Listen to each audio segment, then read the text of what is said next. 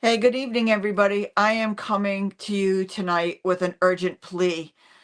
First and foremost, this is my last resort. I have literally exhausted every other opportunity, so I am counting on the power of the internet to help me leave the bad in 2025 and find the light in 2026. And the only way that I can do this is with your help. I have two requests, and either one of them would be a huge help to help me move forward and to help me put this problem aside. First and foremost, it has been 2 years in January since I have reported the domestic violence and the issues with my still legally married husband, unfortunately. And the AG's office has completely and totally dropped the ball. They have been not responding. They have not done what they said that they were going to do. They have not even questioned the suspect in 2 years because they can't bother to even try to find him. They just don't care about this case. After about a year and a half, they finally put me in front of the grand jury, and I completely believe that they did it just to say, we did our due diligence, we're done. They completely screwed up the case. They did not bring the evidence that they needed to the grand jury. What they told me strictly not to talk about in front of the grand jury was the exact same questions that they asked me in front of the grand jury, I think to stump me and to make me look foolish. And last and not least, the person who was questioning me at the grand jury sat back in her chair, crossed her arms, and said, you can basically sum up this case as a bunch of drama. Well, her drama is my nightmare. They never even let the grand jury make the decision. The people who supposedly put this case together made a decision.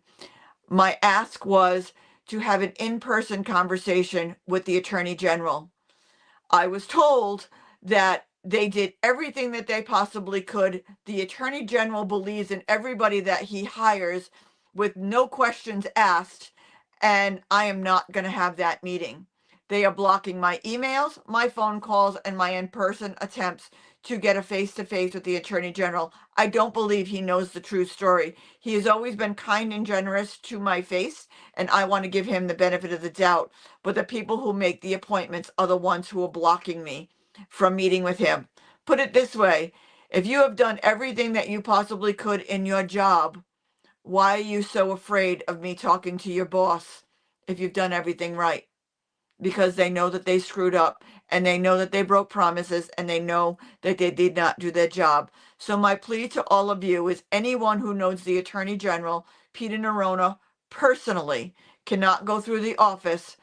Please tell him that I need to speak to him face to face. If I cannot get justice for my case and there is no path forward, how does others in my community get justice? With 80% of the domestic violence cases being elderly and disabled, why are you not hearing about these cases? Because the ball is being dropped and they don't know what to do with us. Our shelters are not accessible. They do not have lawyers for us. They do not know what to do with us. I have never even once had a domestic violence advocate in my corner. They gave me one 2 hours before my case. She showed up the morning of my case, and I've never heard from her since. What the hell did she do for me? But nothing, because they don't know how to handle these cases and they don't know what to do.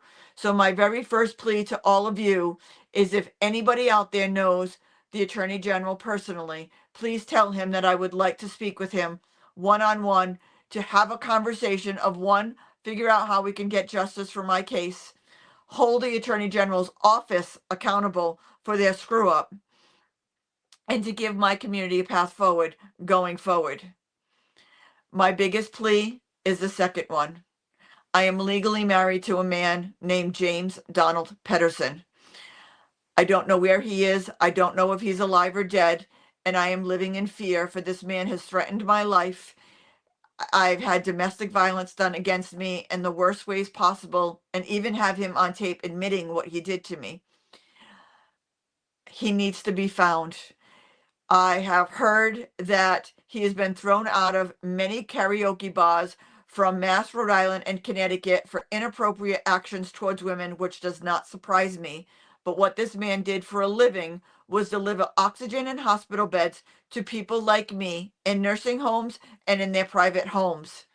If the AG's office is not doing anything with my case, do you think a nurse that is short staffed is even writing up those reports of people?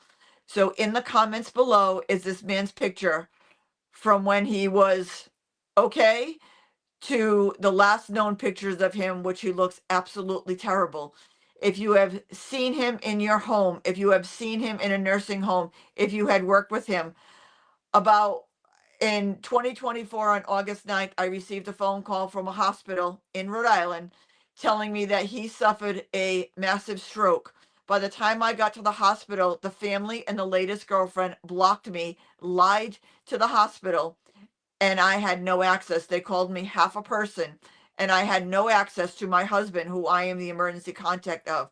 Not that I want to sit by this man's bedside, but I wanted to sign over all of my rights to his family.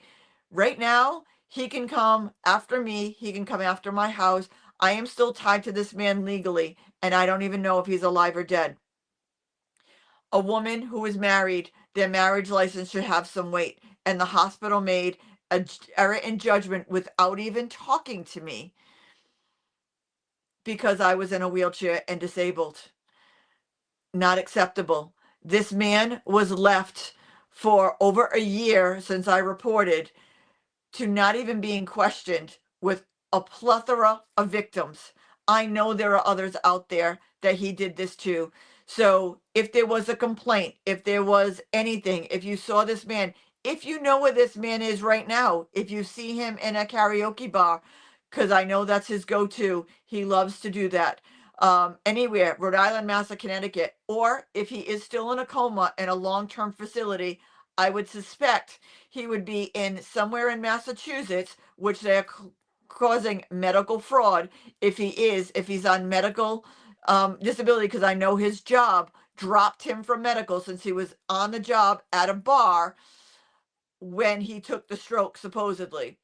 They dropped him from medical, so if he's on mass medical, it is fraudulent because his house is here in Rhode Island. I am his medical contact. I am his legal wife, and I am not being consulted on any of this. So again, if you know that this man is in a long-term care facility, if you're a nurse, if you're taking care of him, if you've seen him, again, his picture is down below, what he looked like normally and what he looked like in the last year, and the last known pictures I have of him is in 2024 that I received off the internet from somebody. This man needs to be found. Again, he's a predator towards women, and he's definitely a predator towards the disabled community for what he did to me and the customers that he got to work on. If you know this man, if you know where he is, please come forward. If you were in a bar ever with him and he was inappropriate, please reach out. Please be part of the case. Please help us bring this man to justice and let me stop living in fear. It's been 2 years and I don't know where he is or what he's doing, and I don't want to live in fear anymore. I want to leave the negative in 2025 and move to 2026. If he's alive and well somewhere, I can divorce this man and be done with it and be over with it. If he is in a coma, then whoever is lying about him be held accountable and then sign over the rights to his family so I can never be come after for things that I had nothing and no control over. I want my life back. I want to move on and I want to be free. If I can't get justice from the AG's office, I at least want to be free and move on with my life. But it all starts by finding where this man is and the state of what this man is in. He is not a good man. Again, many domestic violence things threatened to take my life, which he could do very easily since I can't walk, and he could take my wheelchair away from me. And two, I know he's been thrown out of several bars for inappropriate actions with women. So if you can make a case, if you know him, if you know anything, please reach out and help me. Leave the negative in 2025 and have a light and a path forward in 2026. Without your help, this is not possible.